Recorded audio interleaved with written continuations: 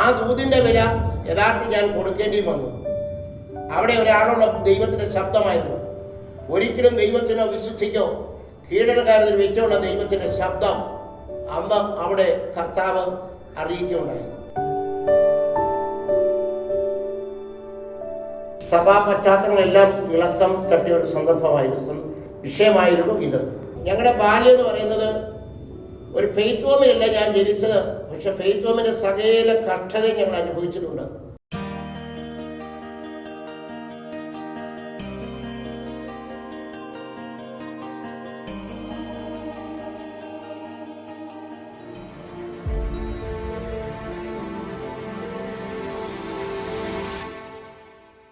Calvary യാത്ര എന്ന YouTube ചാനലിലൂടെ ദൈവം നടത്തിയ വഴികൾ എന്ന പ്രോഗ്രാമിലേക്ക് പാസ്റ്റർ എബ്രഹാം മാത്യു സഹധർമ്മിണി പ്രിയ പാസ്റ്റാൻഡിക്കും ഹാർദവമായി സ്വാഗതം ചെയ്യും. പാസ്റ്റിൻ്റെ ബാല്യകാലം, കുടുംബ പശ്ചാത്തലം പാസ്റ്റ് ഒന്ന് വിവരിക്കാമോ? എൻ്റെ കുടുംബ പശ്ചാത്തലം, ഞാനൊരു റോമൻ കത്തോലിക്ക കുടുംബത്തിലാണ് ജനിച്ചത്. 1957 ഒക്ടോബർ മാസം 2-ാം തീയതി ഞാൻ പൂജാതനായി. എന്നാൽ ഞാൻ ജനിക്കുന്നതിന് മുമ്പ്, ഒരു വിധത്തിൽ പറഞ്ഞാൽ അതിന് വർഷങ്ങൾക്ക് മുമ്പ്, എൻ്റെ പ്രിയ മാതാവ്, ഇപ്പോൾ താൻ കർത്താവിൽ നിത്യത്തിൽ വിശ്രമിക്കുന്നു,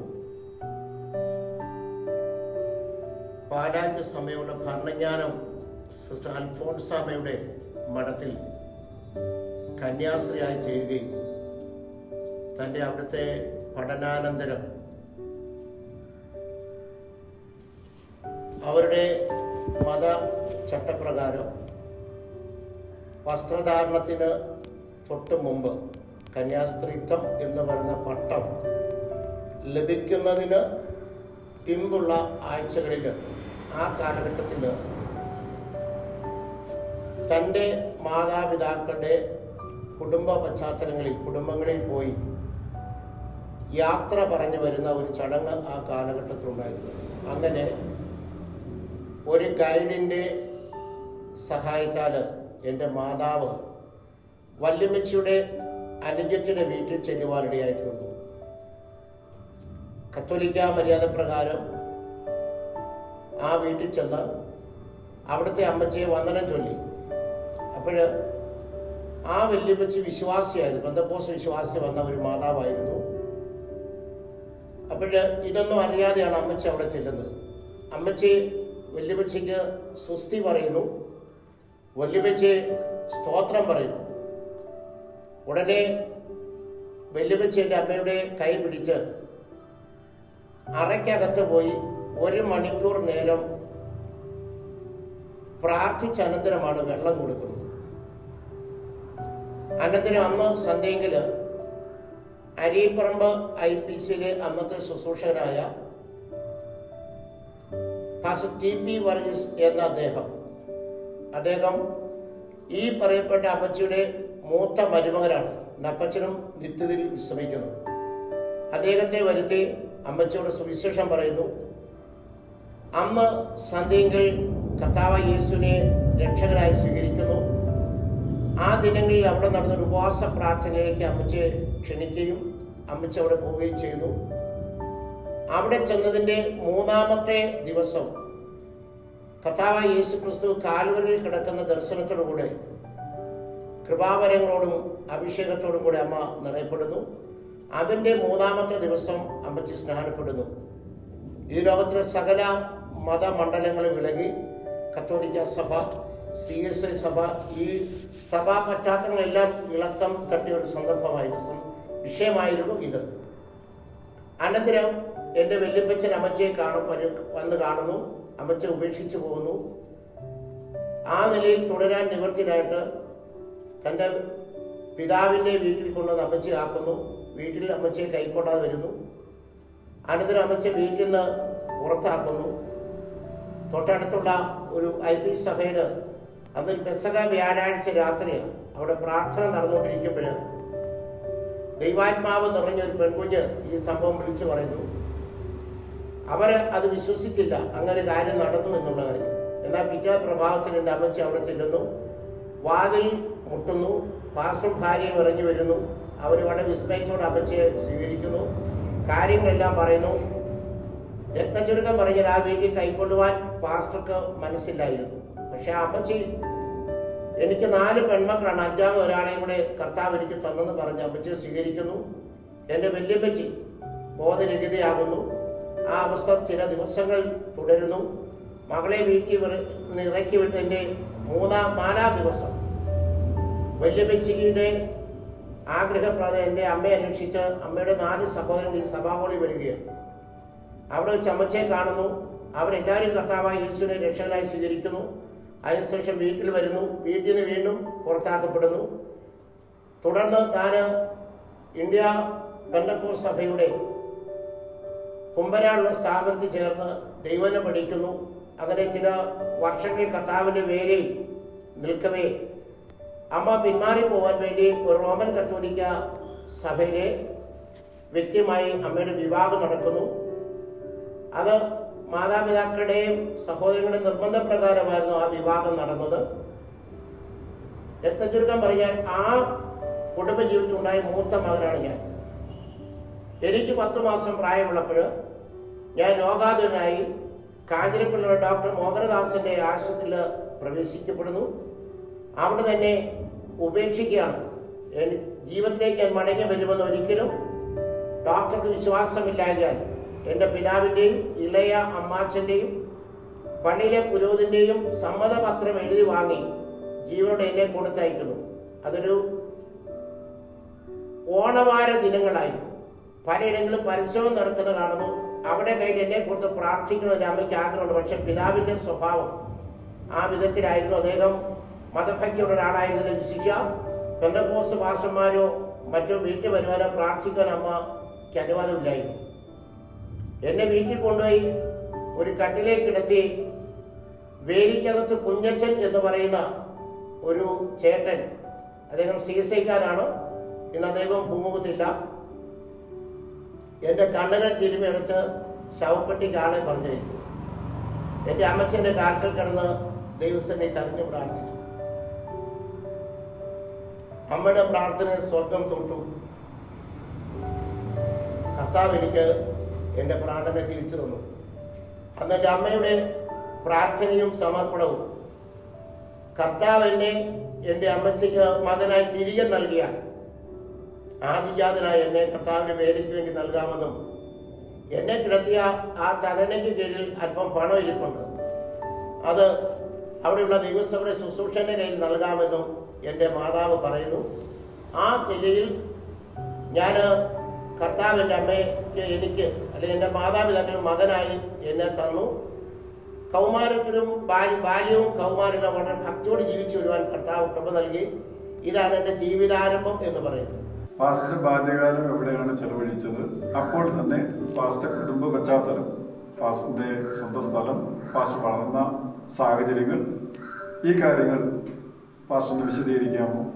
ഞാൻ ജനിച്ചത് മുണ്ടക്കയത്താണ്. ഞങ്ങളുടെ 2 ഭവനങ്ങളും പിതാവിൻ്റെയും മാതാവിൻ്റെയും ഭവനങ്ങൾ അവിടെ വന്നു ചേർന്നവരാണ്.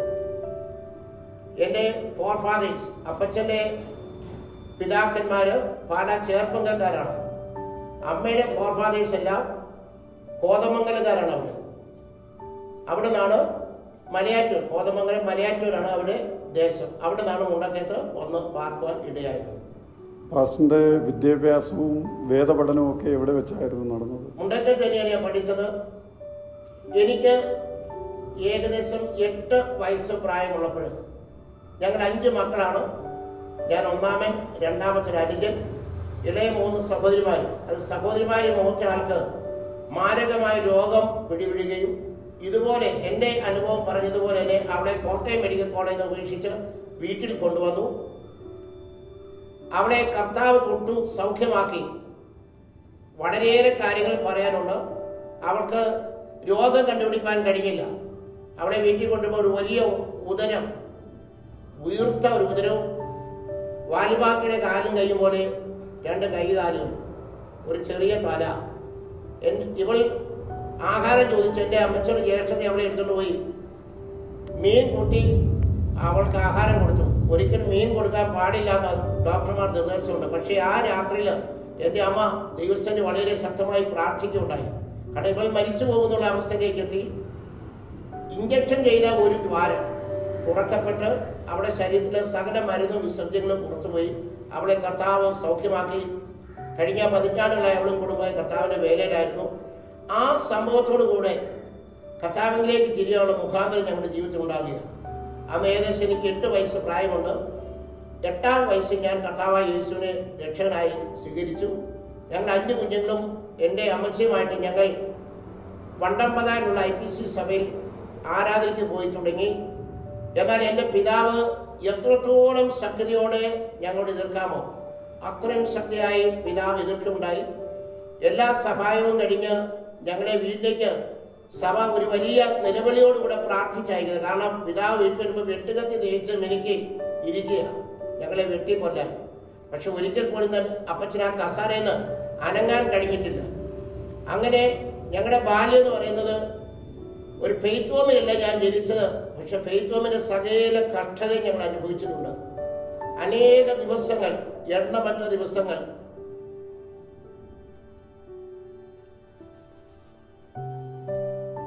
ഭക്ഷണം കഴിക്കാനില്ലാതെ സ്കൂളിലും വീട്ടിലും ഇരിക്കുന്നിട്ടുണ്ട്. എൻ്റെ പിതാവിന് ജോലിയുണ്ട്, പക്ഷെ വീട്ടിൽ 10 രൂപ കൊടുക്കുകയില്ല. കാരണം താൻ വിശ്വസിക്കുന്ന മതം വിട്ട് പെന്തക്കോസ്തിൽ പോയതിൻ്റെ തിക്താനുഭവങ്ങൾ. പാസ്റ്റർമാർ വീട്ടിൽ വരുവാനോ അവരെ മാനിക്കുവാനോ സ്നേഹിക്കുവാനോ നിവൃത്തിയില്ല. പക്ഷേ ഇതെല്ലാം വകവയ്ക്കാതെ സകല നിലയിലും ദൈവാസനം മാനിക്കുമായിരുന്നു. അതിൻ്റെ തിക്താനുഭവങ്ങൾ ഞങ്ങൾ ജീവിതത്തിൽ അനുഭവിച്ച സുവിശേഷ വേലയിൽ വന്നിട്ടല്ല, സുവിശേഷത്തിൻ്റെ വിലയും അതിൻ്റെ വേദന അനുഭവിക്കേണ്ടത് ബാല്യം മുതൽ അതായിരുന്നു. പലപ്പോഴും ഞാൻ എൻ്റെ കുടുംബജീവിതത്തിൽ പ്രവേശിച്ച ശേഷം എൻ്റെ സഹധർമ്മിണി എൻ്റെ ബാല്യം പറയാറുണ്ട്. അത് ഇന്ന് ഓർക്കുമ്പോൾ ഹൃദയത്തിന് വേദനയാണ്.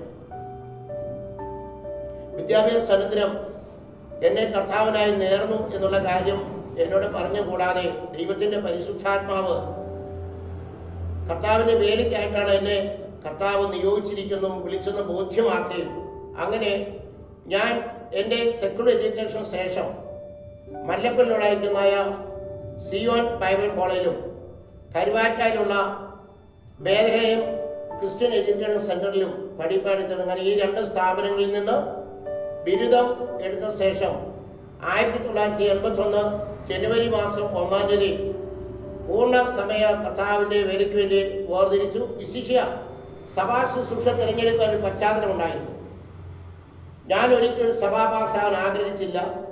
ആ വിഷയത്തിന് വേണ്ടിയിരുന്ന് പ്രാർത്ഥിക്കുണ്ടായി. ഞാനും എൻ്റെ സ്നേഹിതനും എൻ്റെ അമ്മ മുഖാന്തരം വിശ്വാസത്തിൽ നടത്തപ്പെട്ട സൂസമ എന്ന് പറയുന്ന ഒരു മാന്യദേഹവും. അമ്മ പരിശുദ്ധാത്മാവ് ഏതിനായിട്ടാണ് എന്നെ തിരഞ്ഞെടുത്തതെന്നുള്ള ബോധ്യം വരുത്തി. ഞാൻ ആഗ്രഹിച്ചൊരു സുവിശേഷനാകാനാണ്.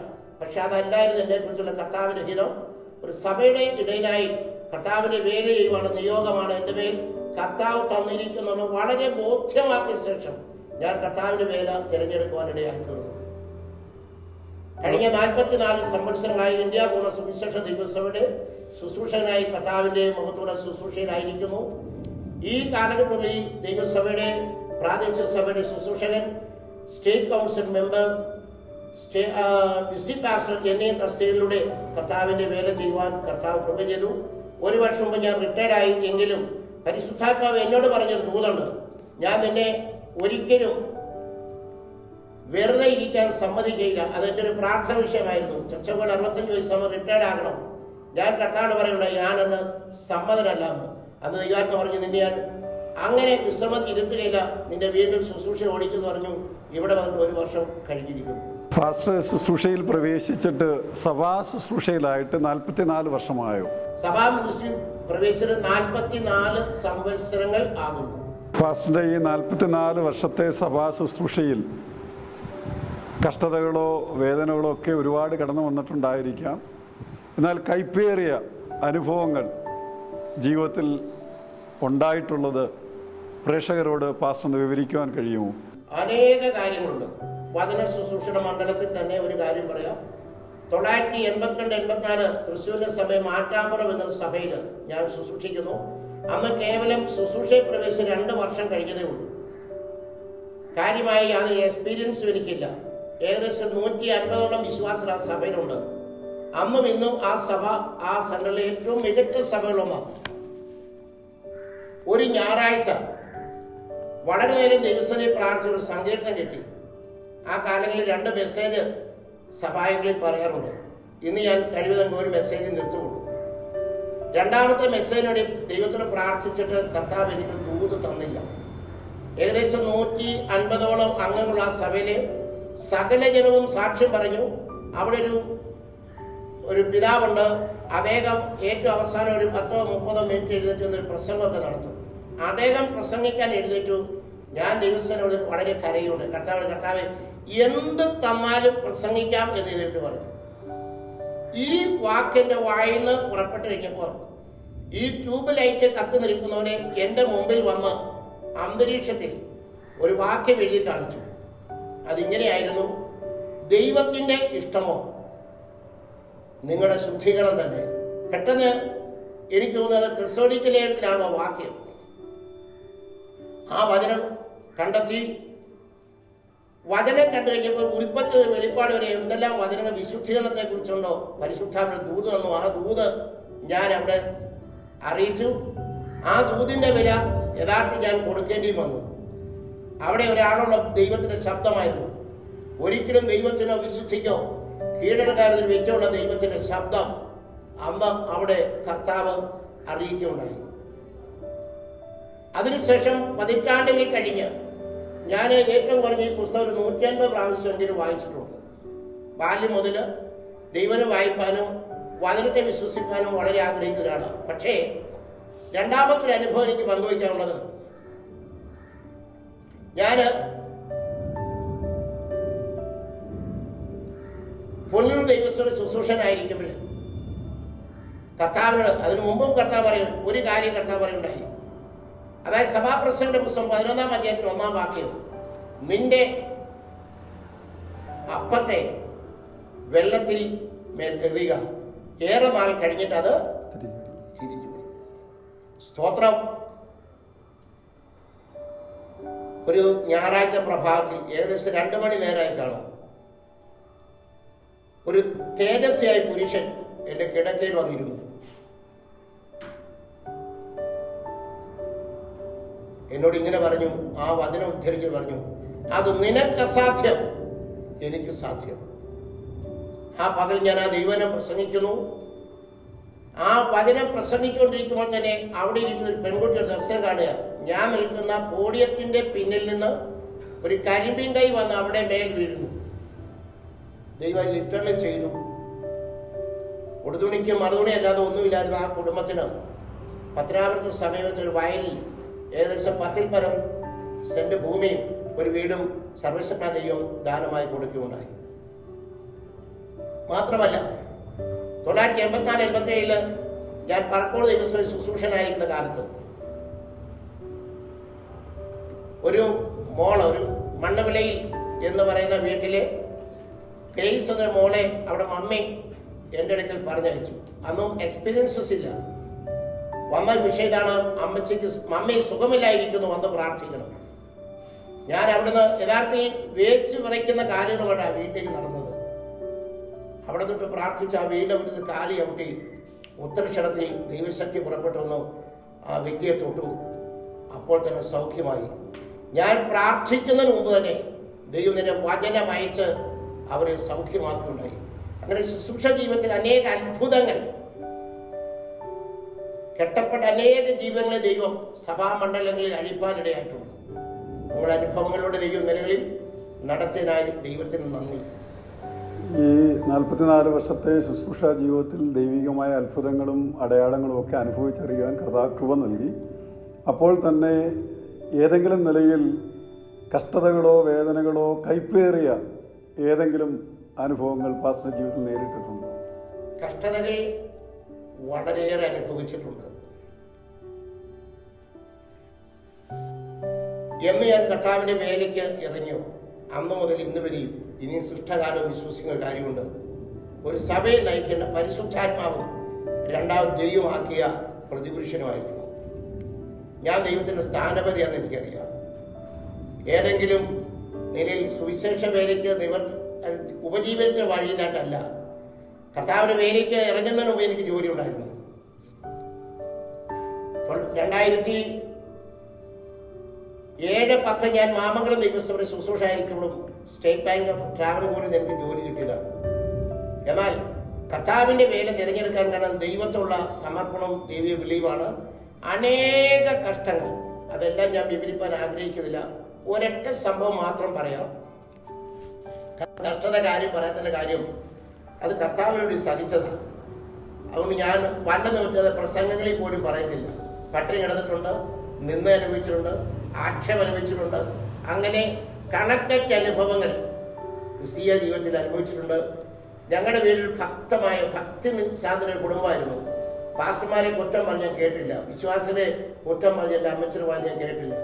എൻ്റെ ധാരണ ദൈവമക്കൾ കർത്താവിൻ്റെ ജനമാ, ദൂതന്മാരാണെന്ന് ഞാൻ മനസ്സാക്കിയതും ചിന്തിച്ചു. പക്ഷേ സഭാഹോളിരിക്കുന്ന എല്ലാവരും ദൂതന്മാരല്ല എന്നുള്ളത് പിൽക്കാലത്താണ് മനസ്സാക്കേണ്ടി വന്നത്.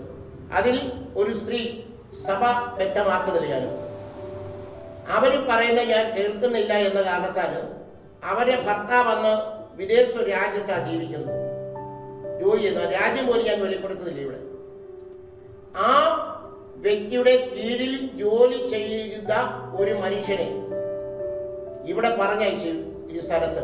എന്നിട്ട് ഒരു കോട്ടയം പ്രേയർ വെച്ചു. കോട്ടയം പ്രേയർ എൻ്റെ അനുവാദം ഇല്ലാതെ ആ വ്യക്തിയെ ഭരിച്ചിട്ട് എന്നോട് പറഞ്ഞു, അച്ഛൻ്റെ കൂടെ ജോലി ചെയ്യുന്ന ആളാണ് ഇദ്ദേഹം, ഇന്ന് രാത്രി ഇദ്ദേഹം ശുശ്രൂഷിക്കെന്ന് പറഞ്ഞു. മറ്റു നിവൃത്തിയില്ലാണ്ട് ഞാൻ സമ്മതിക്കുകയുണ്ടായി. അവസരം കൊടുത്തു. എഴുന്നേറ്റ് ആദ്യത്തെ ദൂത് എന്നോട്, ഞാൻ നിന്നെ ശുശ്രൂഷയ്ക്ക് വിളിച്ചിട്ടില്ല. ഒരു പറ്റം ജനം എൻ്റെ മുമ്പിൽ നിൽക്കുമ്പോൾ ഒരു വ്യാജ പ്രവാചകൻ പറഞ്ഞ വാക്കാണ് അത്. ഏകദേശം 40 വർഷങ്ങൾക്കപ്പുറത്താണ്. ഈ കഴിഞ്ഞ 40 വർഷത്തിന് ശേഷം ഞാൻ കർത്താവിന് വേലയിലുണ്ടായിരുന്നു. പക്ഷെ ആ കുടുംബം അനുഭവിച്ച കഷ്ടതയ്ക്ക് എണ്ണമില്ല. അവർ സമ്പാദിച്ചെല്ലാം നഷ്ടമായി. ഞാൻ അവിടുന്ന് മറ്റൊരു സഭയിൽ ചെല്ലുന്നു. രാത്രി ദർശനം കാണുന്നു, ഇവർ തൂങ്ങി മരിക്കുന്നു. ഞാൻ ആ രാത്രിയിൽ നെടുമ്പാട വീണ് ദൈവത്തെ നിലവിളിച്ച കർത്താവ്, അരുത്, ഞാൻ സംഭവിക്കരുത്, തിരുനാമം അപമാനപ്പെടും. ചില മാസം കഴിഞ്ഞ് ആ ദിവസം ഞാൻ യാത്ര പോകുമ്പോൾ നേരെ എതിർപ്പെടുന്ന ഈ വ്യക്തി എന്നോട് പറയുന്നു, പാസ്റ്റർ, ഇത്ര മാസം മുമ്പ് ഞാൻ തൂങ്ങി മരിക്കാൻ കയറെടുത്തു. ഞാൻ പറഞ്ഞു, അമ്മാമേ, പരിശുദ്ധാത്മാവ് എന്നോട് ഇത് പറഞ്ഞതാണ്, എന്നാൽ നിങ്ങൾക്ക് സംഭവിക്കാതിരിക്കാൻ അന്ന് ഞാൻ ദൈവത്തോട് പ്രാർത്ഥിച്ചു, ദൈവത്തോട് കൃപ ചെയ്തു. അങ്ങനെ കഷ്ടതകൾ അനുഭവിക്കാൻ ഉണ്ടോ ചോദിച്ചെങ്കിൽ അനേക അനുഭവങ്ങളിലൂടെ കടന്നു പോയിട്ടുണ്ട്. അതെല്ലാം കർത്താവിന് വേണ്ടിയാണല്ലോ. അതുകൊണ്ട് അതിനെക്കുറിച്ച് പറയുന്നില്ല.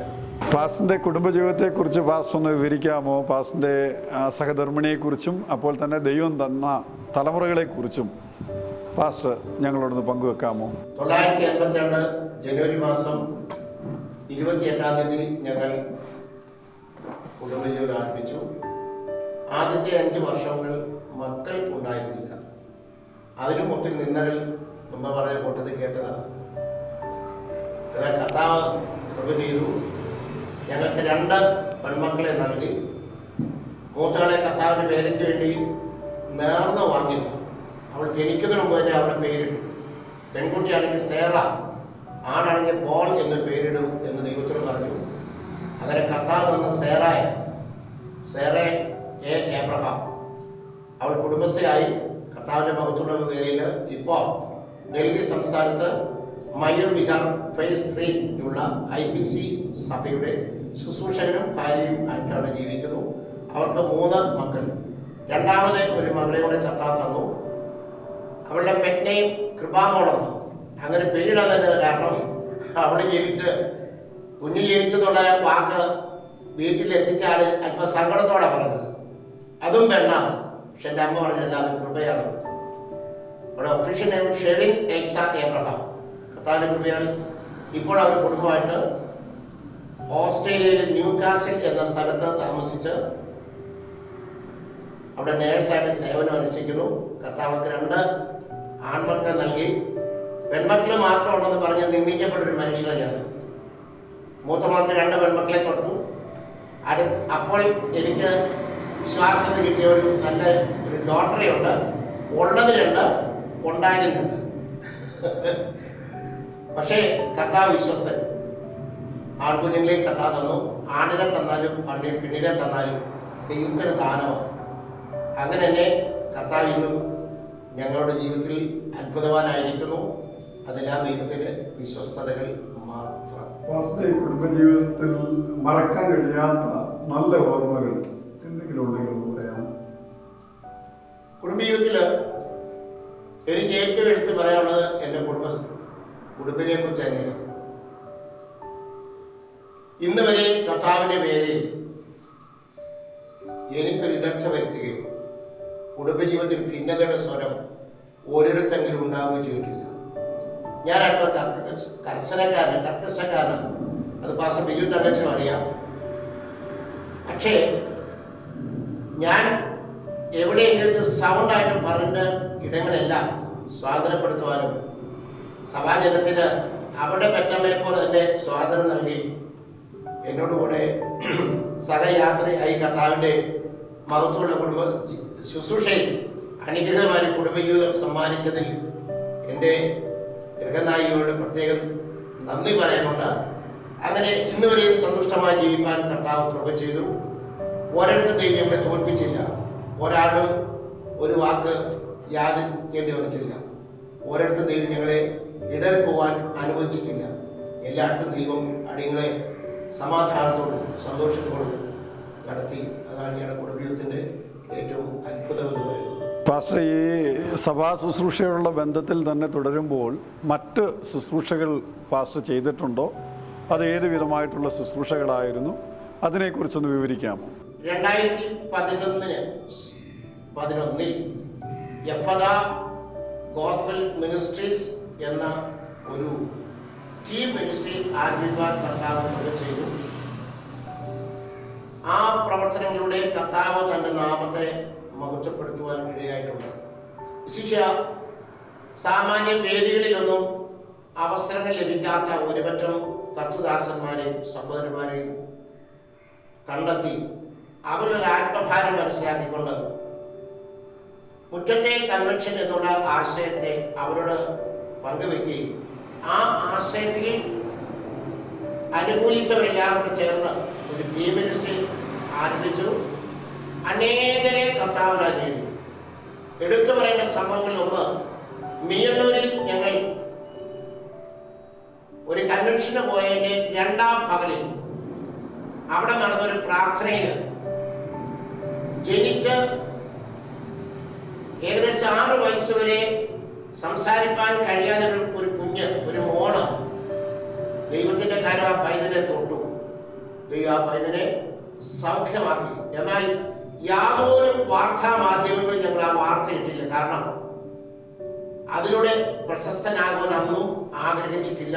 എന്നാൽ ഈ ടീം മിനിസ്റ്ററിനെ പറയുമ്പോൾ അത് പറഞ്ഞില്ലെങ്കിൽ നന്ദികേടാണ്. രാത്രി ദൈവനം പ്രസംഗിച്ചുകൊണ്ടിരിക്കുന്നതിനെ പണ്ടൽ എഴുന്നേറ്റ് ജീവിതങ്ങൾ വാവിട്ട് നിലവിളിച്ച കർത്താവിനെ രക്ഷകരായി സ്വീകരിച്ചിട്ടുണ്ട്. അതേ രാത്രി തന്നെ സ്നാനപ്പെടണം വേണ്ട മുമ്പോട്ട് ജീവിതങ്ങൾ വരികയും, എന്നാൽ ഞങ്ങൾ വളരെ ബന്ധപ്പെട്ട് അത് താൽക്കാലികമായി മരവിപ്പിച്ച് പിറ്റേ ദിവസം ആ കുട്ടിയുടെ സ്നാനം നടത്തി കൊടുക്കുകയും ചെയ്തിട്ടുണ്ട്. എവിടെയെല്ലാം കർത്താവ് അയച്ചോ അവിടെ എല്ലാം ജീവിതങ്ങളെ കർത്താവിന് നേടുവാൻ ദൈവം കൃപ ചെയ്തു. അതാണ് ഞങ്ങളുടെ ജീവിതത്തിലെ ഏറ്റവും സന്തോഷകരമായ അവസ്ഥ. ടീമിനെ കുറിച്ചുള്ളൊരു വാക്ക് പറയട്ടെ. ഞങ്ങൾ എന്നും ചെന്ന് പൈസ വാങ്ങിയിട്ടല്ല കർത്താവിനെ പ്രസംഗിക്കുന്നത്. ആകെ ഒരു ആ ടീം പ്രവർത്തനം ഇപ്പോഴും തുടരുന്നുണ്ടോ? ഉണ്ട്. നിലവിലും ആ ടീം മിനിസ്ട്രി തുടരുന്നുണ്ട്. ടീം മിനിസ്ട്രിയുടെ ലക്ഷ്യം കർത്താവിനെ പ്രസംഗിക്കുക മാത്രമുണ്ട്. അതിനുള്ള എല്ലാ സാമഗ്രികളും കർത്താവ് നൽകിയിട്ടുണ്ട്. എന്ന് ഞങ്ങൾ പണത്തിനല്ല പ്രസംഗിക്കുന്നത്, യേശുവിനെ പ്രസംഗിക്കുക, അത് മാത്രമേ ലക്ഷ്യമുള്ളൂ. ആകെ എവിടെ പ്രസംഗിക്കാൻ പോലും ആവശ്യമുള്ള കാര്യമുള്ളൂ. ടീം അംഗങ്ങൾക്ക് വിശ്രമിപ്പാനിടവും അവർക്ക് ഭക്ഷിപ്പാൻ ആഹാരം നൽകിയാൽ മതി. മറ്റേ യാതൊരു കാര്യങ്ങൾ ആവശ്യപ്പെടാറില്ല. ജനറേറ്റർ ഓടുവാൻ ആവശ്യമായ പെട്രോൾ തരണം, ബാക്കി കാര്യങ്ങളെല്ലാം സൗജന്യമായി കർത്താവിനോട് ചെയ്യും. പകൽ സമയങ്ങളിൽ പരസ്യവും നടത്തുന്നു. രാത്രി കാലങ്ങളിൽ കൺവെൻഷനുമായിട്ടാണ് ആ മീറ്റിംഗ് നടത്തിക്കൊണ്ടിരിക്കുന്നത്. പാസ്റ്റർ, കേരളത്തിൽ ശുശ്രൂഷ ചെയ്തുകൊണ്ടിരിക്കുമ്പോൾ തന്നെ നീണ്ട വർഷങ്ങൾ, ഏകദേശം 44 വർഷങ്ങൾ ശുശ്രൂഷ ചെയ്തു. ഈ കാലഘട്ടങ്ങളിൽ ശുശ്രൂഷയോടുള്ള ബന്ധത്തിൽ വിദേശ രാജ്യങ്ങളിൽ പാസ്റ്റർ കടന്നു പോയിട്ടുണ്ടോ? കടന്നു പോയിട്ടുണ്ടെങ്കിൽ ഏതൊക്കെ രാജ്യങ്ങളിലാണ് കടന്നു പോയിട്ടുള്ളത്? UAE 2 പ്രാവശ്യം പോയി. ആ 2 പ്രാവശ്യവും കർത്താവിന്റെ മഹാകൃപയാൽ മറ്റൊരാളിൽ നിന്ന് വ്യത്യസ്തനായിരുന്നു എന്ന് പറയുവാൻ ദൈവം എനിക്ക് കൃപ നൽകിയിട്ടുണ്ട്. ഇന്നും എനിക്ക് ധൈര്യമുണ്ട്. UAE എന്ന് മാത്രമല്ല, ഇന്നലകളിൽ കർത്താവിന്റെ മഹത്വ ശുശ്രൂഷ ഞാൻ ചെയ്ത ഇടങ്ങളിലെല്ലാം കുഞ്ഞുങ്ങളുണ്ട്. ആരോടെങ്കിലും ചോദിച്ചാൽ എവിടെയെങ്കിലും പോകാം, അതിന് ആഗ്രഹിക്കുന്നില്ല. കർത്താവ് അയച്ചാൽ പോകാം. ചെല്ലുന്നിടത്ത് കർത്താവിന് എന്തെങ്കിലും ചെയ്യാനുണ്ടെങ്കിൽ പോകാൻ ഇന്നും തയ്യാറാണ്. വിദേശ രാജ്യങ്ങൾ ഒഴികെ നമ്മുടെ നോർത്ത് ഇന്ത്യയിലോ മറ്റ് സംസ്ഥാനങ്ങളിലോ പാസ് പോയിട്ടുണ്ട്. അവിടെ പോയിട്ടുണ്ടെങ്കിൽ അവിടുത്തെ അനുഭവങ്ങൾ കൂടി ഒന്ന് പങ്കുവെക്കാൻ കഴിയും. ഇന്ത്യയിലെ 2 സ്റ്റേറ്റുകളിൽ ഞാൻ കർത്താവിന്റെ വചനവുമായിട്ട് പോയിട്ടായിരുന്നു. അതിലൊന്ന് ഗുജറാത്താണ്. ഗുജറാത്തില് അഹമ്മദാബാദിലാണ് 1999 പോയത്. അവിടെ ഉണ്ടായ ഏറ്റവും അനുഭവം എന്ന് പറഞ്ഞാൽ എടുത്തു വേണ്ട അനുഭവം, ദൈവം എനിക്ക് നൽകിയ ഏറ്റവും വലിയൊരു കൃപയിൽ ദൈവവചനത്തിന്റെ ഒരു വെളിപ്പാട്. എവിടെ ചെന്നാലും കർത്താവ് ആ കാര്യത്തിൽ മാനിച്ചിട്ടുണ്ട്. അവിടെ ഞാൻ പോയി പ്രസംഗിച്ച ഇടങ്ങളെല്ലാം കർത്താവിനെ പലരും അംഗീകരിക്കുകയും രക്ഷകനായി സ്വീകരിക്കുകയും സഭയ്ക്കകത്തും സഭയ്ക്ക് പുറത്തുള്ള മീറ്റിങ്ങിൽ പോയി സംബന്ധിക്കുകയുണ്ടായി. അതൊരു അനുഗ്രഹമായിരുന്നു. അതിനേക്കാൾ എനിക്കെടുത്ത് അവിടെ എന്നെ ഫീൽ ചെയ്ത മറ്റൊരു കാര്യം അവിടെയുള്ള ക്രിസ്ത്യൻ യൂണിറ്റിയാണ്. അത് പറയാൻ നിവൃത്തിയില്ല. അവിടെ പെന്തക്കോസ്തോ സമുദായ വ്യത്യാസമിനെ ദൈവജനം ദൈവത്തിലേക്ക് നോക്കി പ്രാർത്ഥിക്കുന്നത് ജീവിതത്തിൽ മറന്നു പോകാൻ കഴിയാത്തൊരു അനുഭവമാണ്. മറ്റൊന്ന് ഡൽഹി സ്റ്റേറ്റാണ്. ഡൽഹി സ്റ്റേറ്റിൽ എന്നോട് കൂടെ പഠിച്ച പലരുണ്ട്. അങ്ങനെ ഡൽഹിയിൽ പല സ്ഥലങ്ങളിൽ പോയി കർത്താവിനെ പ്രസംഗിക്കാൻ ദൈവം അവസരം നൽകിയിട്ടുണ്ട്. ചെന്നിടത്തൊക്കെ തിരുനാമം മഹത്വപ്പെടുവാൻ, രോഗികൾ സൗഖ്യം പ്രാപിപ്പാൻ ദൈവനെ പ്രസംഗിച്ചപ്പോൾ തന്നെ വിടുതൽ അനുഭവിച്ചിട്ടുണ്ട്. വിദേശത്താകട്ടെ സ്വദേശത്താകട്ടെ കർത്താവിന്റെ മേശ വാഴ്ച നൽകിയ സമയങ്ങളിൽ അനേകം ദൈവം രോഗശാന്തി നൽകിയിട്ടുണ്ട്. കർത്തൃമേശ രോഗശാന്തി ഉണ്ടാകുമെന്ന് വിശ്വസിക്കുന്നുണ്ട്. പക്ഷെ കർത്തൃമേശയ്ക്കകത്ത് രോഗശാന്തി എന്നൊരു ഉപദേശമില്ല. പക്ഷേ കർത്താവിന്റെ കൃപയാൽ അങ്ങനെയുള്ള അനുഭവങ്ങൾ ജീവിതത്തിൽ ഉണ്ടായിട്ടുണ്ട്. പാസ്റ്റർ കർത്തൃമേശ നടത്തുമ്പോൾ കർത്തൃമേശ അനുഭവിക്കുന്ന പല പ്രിയപ്പെട്ട രോഗികൾ സൗഖ്യമായിട്ടുണ്ടെന്ന് പാസ്റ്റർ ഇപ്പോൾ പറഞ്ഞല്ലോ. അപ്പോൾ തന്നെ പാസ്റ്ററിനെ കുറിച്ച് മറ്റൊരു കാര്യം ഞാൻ കേട്ടിട്ടുള്ളത്, പാസ്റ്റർ പച്ചവെള്ളത്തിൽ കുളിക്കുമ്പോൾ പാസ്റ്റർ ദേഹം ചൊറിഞ്ഞ് തടിക്കാറുണ്ടെന്നുള്ള കേൾവി ഞാൻ കേട്ടിട്ടുണ്ട്. എന്നാൽ അപ്പോൾ തന്നെ പാസ്റ്റർ സ്നാനപ്പെടുത്താൻ ഏത് ജലാശയത്തിൽ ഇറങ്ങിയാലും സ്നാനപ്പെടുത്തി തിരികെ കയറുമ്പോൾ പാസ്റ്റർ അങ്ങനെ ഒരു അലർജി ഉണ്ടായിട്ടില്ല എന്ന് കേൾക്കുന്നുണ്ട്. അതിനെക്കുറിച്ച് പാസ്റ്റർ ഒന്ന് വിശദീകരിക്കാമോ? ഇന്ന് പ്രഭാതത്തിൽ ചൂടുവെള്ളത്തിലാണ് കുളിച്ചത്. ഞാൻ 1995-2000 ആ കാലഘട്ടമാണ് വയനാട് സെന്ററിന്റെ ശുശ്രൂഷയിരിക്കുമ്പോൾ മുണ്ടക്കുറ്റി സഭയിൽ മഴക്കാലത്ത് ഒരു സ്നാന ശുശ്രൂഷ നടത്തിയിട്ടുണ്ടായി. അന്ന് പാസ്റ്റർ വൈ ജോസാണ് അവിടുത്തെ ശുശ്രൂഷ. മുണ്ടക്കുറ്റി നദിയിൽ പോയി സ്നാനപ്പെടുത്തി അവിടെ വെച്ച് ഡ്രസ്സ് മാറുവാൻ നിവൃത്തിയില്ലായതുകൊണ്ട് ആ നനഞ്ഞ ഡ്രസ്സുമായിട്ട് ഫെയ്ത്ത് ഹോമിൽ വന്ന് ഡ്രസ്സ് മാറി ഏകദേശം 12 മണിയായപ്പോഴാണ് എനിക്ക് ഓർമ്മ വരുന്നത്, ശരീരം ചൊറിഞ്ഞില്ലല്ലോ എന്നുള്ളത്. ഏകദേശം കൗമാരം കഴിഞ്ഞ ശേഷം ഞാൻ പച്ചവെള്ളത്തിൽ കുളിച്ചിട്ടില്ല. പച്ചവെള്ളത്തിൽ കുളിക്കാൻ നോക്കിയില്ല. പച്ചവെള്ളത്തിൽ കുളിച്ചാൽ ചൊറിയും, ചൂടുവെള്ളത്തിൽ കുളിക്കുകയുള്ളൂ. പക്ഷെ ഇന്നേ ദിവസം വരെ സ്നാനപ്പെടുന്നതിന്റെ ശരീരം ചൊറിഞ്ഞിട്ടില്ലെന്നുള്ള യാഥാർത്ഥ്യം. ആദ്യം ഞാൻ സ്നാനം നടത്തുന്നത് തുബിയൂർ ദൈവസഭ ഇരിക്കുമ്പോൾ ടാക്സൺ ജോയിക്കുട്ടിയെ ഓമന പേര് വിളിക്കുന്നു. ശാലവിലെ ജോയിക്കുട്ടിയെ സ്നാനമാണ് ആദ്യം നടത്തിയത്. അന്ന് മുതൽ ഈ കഴിഞ്ഞ വർഷം 4 സ്നാനം ഇവിടെ നടത്തിയിട്ടുണ്ടായി. ഏത് സ്ഥലത്തും നദികൾ, തടാകങ്ങൾ, കുളങ്ങൾ, സമുദ്രം ഇവിടെ എല്ലാം പോയി നടത്തിയിട്ടുണ്ട്. എവിടെ സ്നാനം നടത്തിയിട്ട് ശരീരം ചൊറിയത്തില്ല. അപ്പോൾ ദൈവത്തിന്റെ പ്രസൻസ് അത്രത്തോളം ആ വെള്ളത്തിൽ ഇറങ്ങി വരുന്നു എന്നുള്ളതാണ് എൻ്റെ യാഥാർത്ഥ്യം. ഇനി ആൻറ്റിയോടാണ് എൻ്റെ അടുത്ത ചോദ്യം. ഒരു സഭാ ശുശ്രൂഷകൻ്റെ ഭാര്യയായി മുമ്പോട്ട് വരാനും അപ്പോൾ തന്നെ കർത്താവിൻ്റെ വേല തിരഞ്ഞെടുക്കുവാനുള്ള ആ ഒരു സാഹചര്യം ഞങ്ങളോടൊന്ന് പങ്കുവെക്കുവാൻ കഴിയുമോ? ഭാഗ്യവശാൽ ബോവസിന്റെ വയലിൽ രൂത്ത് എന്ന പോലെ ദൈവ ഭവനത്തിൽ ഒരു അംഗമായി തീരുവാൻ ഭാഗ്യം ലഭിച്ചു വ്യക്തിയാണ് ഞാൻ. ഒരു ഓർത്തഡോക്സ് പശ്ചാത്തലത്തിൽ ജനിച്ചു വളർത്തപ്പെട്ട ഒരു വ്യക്തിയാണ് ഞാൻ. സമുദായത്തിലായിരുന്നപ്പോൾ തന്നെ ആ പള്ളി ഭക്തിയിൽ നമ്മൾ അന്നത്തെ രീതിയിലുള്ള ഭക്തിയോടും ഭയത്തോടും ദൈവത്തെ വിളിച്ചു പോന്നു. എന്നാൽ വചനത്തിന്റെ സത്യം എന്തെന്നുള്ളത് നമ്മൾ വായിക്കുന്നു, ബൈബിളൊക്കെ വായിക്കുന്നുണ്ട്, ആരാധനയ്ക്ക് കൂടുന്നുണ്ട്, ചൊല്ലുന്നുണ്ട്, എല്ലാം നടക്കുന്നുണ്ട്. പക്ഷേ വചനത്തിന്റെ ആഴമോ അതിന്റെ സത്യമോ എന്തെന്നുള്ളത് എനിക്ക് ഗ്രഹിക്കാൻ കഴിഞ്ഞിട്ടില്ല. എൻ്റെ 12ാം വയസ്സിന് എൻ്റെ ഒരു മാവി, അതായത് എൻ്റെ പിതാവിൻ്റെ സഹോദരി മോളി മാത്യൂസ് എന്ന് പറയും, ടീച്ചറാണ്, എലന്തൂരാണ് വീട്, പറയട്ടെയൊക്കെ ചെയ്ത് ഭവനത്തിൽ വിശ്രമിക്കുന്നു. ആ ദേവദാസിയുടെ മാവിയാണ് മേരി കോവൂര്. ഈ എൻ്റെ ആൻറ്റി ദൈവവചനം അനുസരിച്ച് സ്നാനപ്പെട്ട് മാറാമുള്ള ദൈവസഭയിൽ ആരാധിക്കുകയായിരുന്നു. ആ സമയത്ത് ഞാൻ 6ഉം 7ഉം 2 വർഷം അവിടെ നിന്നാണ് പഠിച്ചത്, ഈ ആൻറ്റിയുടെ കൂടാണ്. അപ്പോൾ അവിടെ ഒരു കൺവെൻഷൻ, ഒരു വിശാലമായ മുറ്റമാണ്, മേരിക്കോര് വന്ന് നടത്തി. ഈ ആൻറ്റിയുടെ മാവിയാണ് മേരിക്കോര്. അന്ന് വചന ശുശ്രൂഷയില് കർത്താവിന് വേണ്ടി ഹൃദയം കൊടുക്കുന്ന ഒരു കൈവക്കാം എന്ന് പറഞ്ഞപ്പോൾ രക്ഷാനിർണയം എന്ന് പറഞ്ഞാൽ അതിന്റെ ആധികാരികതയോ അതെന്താണെന്നോ അതിന്റെ ആഴം ഒന്നും എനിക്കറിയത്തില്ല. ആന്റിയുടെ സംസാരത്തിൽ ഹൃദയം കർത്താവിന് വേണ്ടി കൊടുക്കാൻ ആഗ്രഹിക്കുന്ന കൈവക്കാന്ന് പറഞ്ഞപ്പോൾ ആ കൂട്ടത്തിൽ ഞാൻ കൈവക്കി എന്ന് രക്ഷിക്കപ്പെട്ടത്. പക്ഷെ അതിന് ഒരു ഒന്നും എനിക്കറിയത്തില്ലായിരുന്നു. എനിക്ക് 12 വയസ്സുണ്ട്. ഈ ആന്റിയുടെ വീട്ടിൽ എല്ലാ വ്യാഴാഴ്ചയും മീറ്റിങ്ങുകളുണ്ട്. അത് പെന്തക്കോസ്തുകാരും സമുദായക്കാരും എല്ലാവരും കൂടെ കൂടുന്ന ഒരു മീറ്റിംഗാണ്. അങ്ങനെയൊക്കെ ഞാൻ പോയെങ്കിലും ഈ 2 വർഷം കഴിഞ്ഞ് ഞാൻ എൻ്റെ വീട്ടിൽ തിരിച്ചു പോകുന്നു. അങ്ങനെ ഇരുന്ന് ഞാൻ എൻ്റെ വിദ്യാഭ്യാസം കഴിഞ്ഞ് ഞാൻ ലാബറട്ടറി കോഴ്സൊക്കെ പഠിച്ച് ഒരു ജോലിക്ക് വേണ്ടി ആഗ്രഹിച്ച് വേറൊരു ആൻറ്റിയുടെ യൂറോപ്പിൽ എന്നെ വിദേശത്ത് കൊണ്ടുപോകാൻ വേണ്ടി എല്ലാ ക്രമീകരണങ്ങളും ചെയ്തു. പക്ഷെ ഇവര് ലാസ്റ്റ് അതിൽ നിന്ന് പിന്മാറി. എനിക്കത് വളരെ മനോഭാരത്തിലിരിക്കുമ്പോൾ എൻ്റെ ഈ മറ്റേ ആൻറ്റി തന്നെ, എലന്തൂരുള്ള ആൻറ്റി തന്നെ എന്നെ വിളിച്ച് ദൈവത്തിൻ്റെ വചനവും അതിൻ്റെ സത്യാവസ്ഥകളും മനുഷ്യരൊക്കെ മാറിപ്പോകും, എന്നാൽ മാറിപ്പോകാത്തൊരു ദൈവമുണ്ട്, ഈ വചനത്തിൻ്റെ സത്യം, വീണ്ടും ജനനത്തിൻ്റെ ആവശ്യകത, അതൊക്കെ എന്നെ പറഞ്ഞ് മനസ്സിലാക്കി.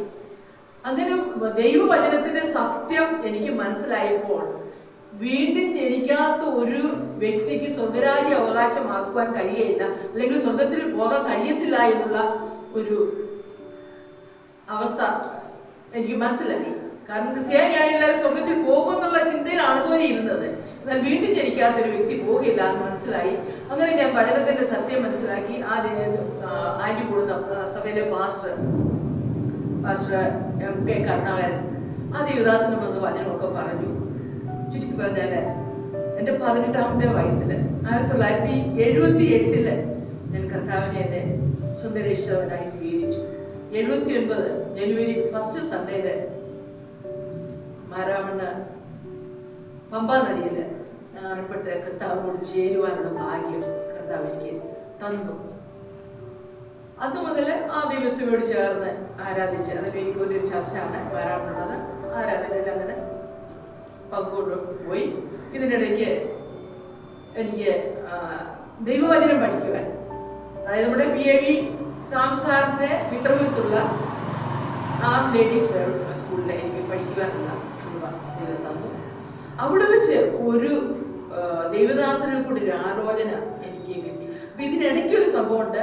ഞാൻ ലാബറട്ടറി കോഴ്സ് പഠിച്ചതാണ്. ജോലിക്ക് വേണ്ടി ഞാൻ പറഞ്ഞല്ലോ പോകാൻ ആഗ്രഹിച്ചിരിക്കുകയാണ്. പക്ഷെ ഈ വചനം പഠിച്ചുകൊണ്ടിരിക്കുന്നതിനിടയിൽ എന്നോട് ഇങ്ങനെ ഒരു ആലോചന വന്നു. മകളെ, നിന്റെ മുൻപിൽ 2 വഴികൾ വെക്കുന്നു. ജോലിയോടുള്ള ബന്ധത്തിൽ നിനക്ക് കർത്താവിന് വേല ചെയ്യാം, അല്ല നിനക്ക് പൂർണ്ണ സമയം സുവിശേഷികയായി കർത്താവിന് വേല ചെയ്യാം. നീ ഏത് തിരഞ്ഞെടുക്കും എന്നൊരു ചോദ്യം എന്നോട് ചോദിക്കുന്നുണ്ട്. ദൈവത്തിന്റെ പരിശുദ്ധാത്മാവിൽ കൂടി ചോദിച്ചതാണ്. ഞാൻ ചില ദിവസങ്ങൾ ആലോചിച്ച്, ആ ദിവസങ്ങളൊക്കെ നമ്മുടെ വിശ്വാസത്തിന്റെ ആരംഭം വന്നപ്പോൾ അതിന്റെ തീഷ്ണതയും അതിന്റെ പ്രത്യാശയും, എങ്ങനെ ദൈവരാജ്യത്തിന് വേണ്ടി നിൽക്കണം, ദൈവത്തിന് വേണ്ടി പ്രവർത്തിക്കണം, അങ്ങനെയുള്ള ആ ഒരു ആഗ്രഹത്തിൽ എടുക്കുമ്പോൾ ഞാൻ എന്നെ തന്നെ ദൈവകരങ്ങളിൽ സമർപ്പിച്ചു. കർത്താവേ, അവിടുത്തെ വേല ഞാൻ പൂർണ്ണ സമയം ചെയ്തുകൊള്ളാം, ഞാൻ അതിനായിട്ട് എന്നെ തന്നെ സമർപ്പിക്കുന്നു എന്ന് പറഞ്ഞ് ഞാൻ ജോലി ഉള്ള ആ കാര്യം മുന്നോട്ട് വെച്ചിട്ട് കർത്താവിന്റെ വേലയ്ക്ക് വേണ്ടി എന്നെ തന്നെ സമർപ്പിക്കുകയും അങ്ങനെ മുന്നോട്ട് പോകാൻ ദൈവം സഹായിച്ചു. അതിനുള്ള ക്രമീകരണങ്ങൾ ദൈവരിക്ക് കർത്താവദാസൻ പറഞ്ഞതുപോലെ അങ്ങനെ വിവാഹ ജീവിതം നടന്നു. കർത്താവദാസനോട് ചേർന്ന് കഴിഞ്ഞ 42 വർഷത്തിൽ പരമായി കേരളത്തിന്റെ വിവിധ ഭാഗങ്ങളിലെ കർത്താവിന് വേണ്ടി വന്നത് കർത്താവ് സഹായിച്ചു. അയച്ച ഒരിടത്തും ഒരു സഭയിലും ഒരു പ്രതികൂലത്തിലോ പ്രശ്നത്തിലോ കുടുങ്ങിപ്പോവാൻ അനുവദിക്കാതെ ദൈവം ഞങ്ങളെ ജയോത്സവമായി നടത്തി. ജോലി വിട്ടത് കൊണ്ട് പ്രയാസം ഉണ്ടായോ എന്ന് ചോദിച്ചാൽ ഒരിക്കലും എനിക്ക് ആ ഒരു ചിന്ത പിന്നെ വന്നിട്ടില്ല. കർത്താവിന് വേല തിരഞ്ഞെടുത്തത് കൊണ്ട് ഞാൻ സന്തോഷിക്കുന്നു, ഞാൻ സംതൃപ്തയാണ്. കാരണം അതിൽ കൂടുതലായിട്ടുള്ള മേന്മയുള്ള ഒരു പ്രവൃത്തിയില്ല. കർത്താവിന്റെ രാജ്യത്തിനും വേണ്ടി പ്രവർത്തിക്കുക, ആ മഹത്വമുള്ള ശുശ്രൂഷയ്ക്ക് സാക്ഷി വഹിക്കുവാനുള്ള ഭാഗ്യം അനേകർക്ക് ലഭിക്കാതുള്ള ഭാഗ്യം. ഞാൻ പറഞ്ഞല്ലോ, ഭാഗ്യവശാൽ ബോവസിന്റെ വയലിൽ റൂത്ത് എന്ന പോലെ ഈ ദൈവരാജ്യത്തിൽ, ഈ കുടുംബത്തിൽ, ഈ ദൈവ കുടുംബത്തിൽ അംഗമായി തീരുവാൻ ദൈവം എനിക്കൊരു ഭാഗ്യം തന്നു. കർത്താവദാസനോട് ചേർന്ന് ജീവിപ്പാൻ ദൈവം എന്നെ സഹായിച്ചു. ഇത്രത്തോളം ദൈവം നടത്തി. യുവതാപസ്വൽ പറയുന്ന പോലെ ഒരിക്കൽ ഫലമേൽപ്പിച്ചെങ്കിൽ ആ വിശ്വാസത്തിന് വേണ്ടി അവസാനം വരെ പോരാട്ടം കഴിക്കണം, ദൈവത്തിന്റെ വിശ്വസ്തയോടെ ജീവിക്കണം എന്ന് ആഗ്രഹിച്ച് മുന്നോട്ട് പോകുന്നു. പാസ്റ്ററുടെ ഈ 44 വർഷത്തെ ശുശ്രൂഷ മേഖലകളിൽ ഇപ്പോഴും കർത്താവിൻ്റെ വേല ചെയ്തുകൊണ്ടിരിക്കുന്നു. ഇപ്പോൾ കർത്താവിൻ്റെ വേല ചെയ്യുന്ന ശുശ്രൂഷകന്മാരോടും അപ്പോൾ തന്നെ കർത്താവിൻ്റെ വേല ചെയ്യാൻ ആഗ്രഹിക്കുന്ന പ്രിയപ്പെട്ടവരോടും സഭാവിശ്വാസികളോടും പാസ്റ്ററിന് കൊടുക്കുവാൻ കഴിയുന്ന സന്ദേശം, ഏറ്റവും വിലപ്പെട്ട സന്ദേശം എന്താണ്? അത് ഞങ്ങളോടൊന്ന് പങ്കുവെക്കുവാൻ കഴിയുമോ? ഇന്ന് വരെ ശുശ്രൂഷയിൽ ഇടറിപ്പോകാൻ 2 കാരണം. ഒന്ന്, ഞാനൊരു കൗമാരക്കാരനായിരിക്കുമ്പോൾ ഞാൻ ഇന്ന് പ്രസംഗിക്കുന്ന യേശുവിനെ കൃപയാൽ എൻ്റെ കണ്ണോട് കാണുവാൻ ഒരു മധ്യാഹ്ന സമയത്ത് ദൈവം കൃപ ചെയ്തു. ഞാൻ പ്രസംഗിക്കുന്ന യേശു ജീവിക്കുന്നു എന്ന് ഞാൻ എൻ്റെ സ്വന്തം കണ്ണുകൾ കൊണ്ട് കണ്ടവരും കർത്താവിനെ അതിൽ ഉറപ്പിച്ചവരും. 2, ഇവിടെ വരെ പാദം ഇടറിപ്പോകാതിരുന്നത് ദൈവസനിൽ എടുത്ത സമർപ്പണവും അതിന് കൊടുത്ത വിലയും. ഉപവാസം കൊണ്ടും പ്രാർത്ഥന കൊണ്ടും ആത്മസമർപ്പണം കൊണ്ട് മാത്രമേ ശുശ്രൂഷ വിജയിക്കുള്ളൂ. ഇന്നുവരെ ഞാൻ ധനത്തിന് വേണ്ടി എങ്ങും ഓടിയിട്ടില്ല, ഒരു പൈസ അവിഹിതമായി വാങ്ങിയിട്ടില്ല, സമ്പാദിച്ചിട്ടില്ല. അതിൻ്റെ പ്രാഗൽഭ്യം കർത്താവിന് വേദിക്ക് വേണ്ടി ആരെങ്കിലും സമർപ്പിക്കപ്പെടണമെങ്കിൽ ലോകത്തിന് വേണ്ടിയല്ല, ധനത്തിന് വേണ്ടിയില്ല, കർത്താവിനോട് ജീവിക്കണം. വിശേഷ ഈ കാലഘട്ടത്തിൽ സുവിശേഷത്തിൻ്റെ മൂല്യം കുറഞ്ഞുകൊണ്ടിരിക്കുന്ന കാലമാണ്. വിശ്വാസ സമൂഹത്തെ നോക്കിയാലും ശുശ്രൂഷന്മാരെ നോക്കിയാലും വിശ്വാസത്തിനും വചനത്തിനും ഇന്ന് മൂല്യച്യുതി സംഭവിക്കുമ്പോൾ ഒരിക്കലായി ഫലമേൽപ്പിക്കപ്പെട്ട വിശ്വാസത്തിന് വേണ്ടി വില കൊടുത്തു നിൽക്കുവാൻ ദൈവജനവും കർത്താവിന്റെ ദാസന്മാരും മുന്നിട്ട് നിൽക്കണം. വിളിച്ചത് കർത്താവ്, പ്രസ്ഥാനമല്ല, നേതാവല്ല. നമ്മെ ഈ വേലയ്ക്ക് വേർതിരിച്ച സർവശക്തനായ കർത്താവ്. വിശേഷം എനിക്ക് എടുത്തു പറയാൻ കഴിയും. പ്രസ്ഥാനത്തിനകത്ത് ഏതോ 8 ഓവർസീസിന്റെ കാലഘട്ടത്തിലൂടെ ഞാൻ കടന്നുപോയി. ഒരിടത്തും ദൈവനെ പതറാൻ അനുവദിച്ചില്ല. പരിശുദ്ധാത്മാവ് ഇന്നെടുത്ത് നിന്നെ അയക്കുമെന്ന് പറഞ്ഞാൽ വിട്ടത്. അതിനെല്ലാം പിന്നിൽ ഉപവാസമാണ് എൻ്റെ ആയുധം. കർത്താവ് വരും ദിവസങ്ങൾ വീണ്ടും ചില വിഷയങ്ങളുമായി മുഴങ്ങാൻ നടക്കാൻ ഞാൻ ആഗ്രഹിച്ചിരിക്കുന്നു. കർത്താവിൻ്റെ ജനത്തോടാകട്ടെ, കർത്താവിൻ്റെ വേല ചെയ്യുവാൻ ആഗ്രഹിക്കുന്ന ഏതൊരു വ്യക്തിയും ആകട്ടെ, വിളിച്ചത് കർത്താവ്. അങ്ങനെ കർത്താവിന് ശുശ്രൂഷ വാങ്ങുക, അതിന് നാം വില കൊടുക്കുക, കർത്താവിനോട് വിശ്വസം നിൽക്കുക. വചനം എങ്ങും തോറ്റുപോകുകയില്ല. വചനത്തിൽ നിൽക്കുന്നവരെ ദൈവം മാനിക്കും. പതിറ്റാണ്ടിൽ ഞാൻ പ്രസംഗിച്ചൊരു വാക്കുണ്ട്, എന്റെ നിമിത്തം എന്റെ തലമുറ തോറ്റുപോകുകയില്ലെന്ന്. അത് കാരണം ഞാൻ ഉയർത്തിക്കാട്ടിയ ഈ പുസ്തകത്തെ ഞാൻ വിറ്റിട്ടില്ല, വിൽക്കില്ല. അന്ത്യശ്വാസം വരിക്കുന്നവരെ ഈ സത്യത്തിൽ കർത്താവിന് വേണ്ടി നിൽക്കാൻ ഈ തലമുറ ഇറങ്ങട്ടെ. കർത്താവിന് വേലിക്ക് വേണ്ടി വിളിക്കപ്പെട്ടവർ കർത്താവിന് ദർശനവും ആത്മഭാരവും ഏറ്റുവാങ്ങും. കർത്താവിൻ്റെ രാജ്യത്ത് നിൽക്കണമെന്നുള്ള ഒരു ഉപദേശമാണ് എനിക്ക് സമൂഹത്തോട്, വിശ്വാസികളോട്, കർത്താവിൻ്റെ വയലിൽ അധ്വാനിക്കുന്ന സകല ആദരണരായ ദൈവദാസന്മാരും ഓർമ്മിപ്പാണത്. വേല കർത്താവിൻ്റെത്. ആ ദർശനത്തിൽ ജീവിക്കാൻ കൃപ ലഭിക്കട്ടെ. ദൈവം നടത്തിയ വഴികൾ എന്ന പ്രോഗ്രാമിൽ പങ്കെടുത്ത കർത്താവിൻ്റെ ദാസൻ പാസ്റ്റർ എബ്രഹാം മാത്യു അവറുകളോടും സഹധർമ്മിണി പ്രിയ വത്സമ്മ ആൻറ്റിയോടും ഞങ്ങളുടെ പ്രത്യേക നന്ദി അറിയിക്കുന്നു. ഈ ചാനലിൽ കൂടി ഈ പ്രോഗ്രാം ശ്രവിച്ച പ്രേക്ഷകരാകുന്ന നിങ്ങളോടും പ്രത്യേക നന്ദി അറിയിക്കുന്നു. സർവശക്തനായ ദൈവം നിങ്ങളെ എല്ലാവരെയും ധാരാളമായി അനുഗ്രഹിക്കുമാറാകട്ടെ. പിതാവേ, ഞങ്ങൾ അങ്ങേ വാഴ്ത്തുന്നു. ഈ അനുഗ്രഹീതമായ പ്രോഗ്രാം ശ്രദ്ധിച്ച എല്ലാ പ്രിയമുള്ളവർക്കായി സ്തോത്രം. ഇതിലൂടെ അങ്ങയുടെ നാമം മഹത്വപ്പെടുവാൻ സഹായിക്കണമേ. ഇതിൻ്റെ പിന്നണിൽ അധ്വാനിച്ചവരെ അങ്ങ് അനുഗ്രഹിക്കണമേ. കാൽവരി യാത്ര എന്ന പ്രോഗ്രാം കേൾക്കുന്ന എല്ലാ കേൾവിക്കാർക്കും ഒരു അനുഗ്രഹമായി തീരുവാൻ സ്വർഗീയ പിതാവേ കൃപയേകണമേ. പിതാവിൻ്റെയും പുത്രൻ്റെയും പരിശുദ്ധാത്മാവിൻ്റെ നാമത്തിൽ എല്ലാ പ്രേക്ഷകരെയും, വിശിഷ്യതിൻ്റെ പിന്നണിയിൽ പ്രവർത്തിക്കുന്ന കർത്താവിൻ്റെ ദാസൻ ഷെർവിൻ, ഫാസ്റ്റർ ബിജു തങ്കച്ചൻ, സുബിൻ തുടങ്ങിയ എല്ലാവരെയും അനുഗ്രഹിച്ച് പ്രാർത്ഥിക്കുന്നു. അങ്ങ് ഞങ്ങളെ കേട്ട് നന്ദി. യേശു മൂലം കൃപയുണ്ടായി കേൾക്കുമാറാകണമേ. ആമേൻ. വീഴാതെ വണ്ണം നമ്മെ സൂക്ഷിക്കുന്ന മഹിമാസനിൽ കളങ്കമില്ലാത്തവരായി ആനന്ദത്തോടെ നിർത്തുവാൻ ശക്തിയുള്ള പിതാവാം ദൈവത്തിൻ്റെ സ്നേഹം, ഏകജാതനായ പുത്രൻ്റെ കൃപ, നാളത്തോടെ നയിക്കുന്ന പരിശുദ്ധാത്മാവിന്റെ കൂട്ടായ്മ നമ്മോടും ലോകവും ചെറുവ സർവ്വവിശുദ്ധന്മാരോടും കർത്താവിന് നാൾ വരെ ഉണ്ടാകുമാറാകട്ടെ. ആമേൻ, ആമേൻ, ആമേൻ.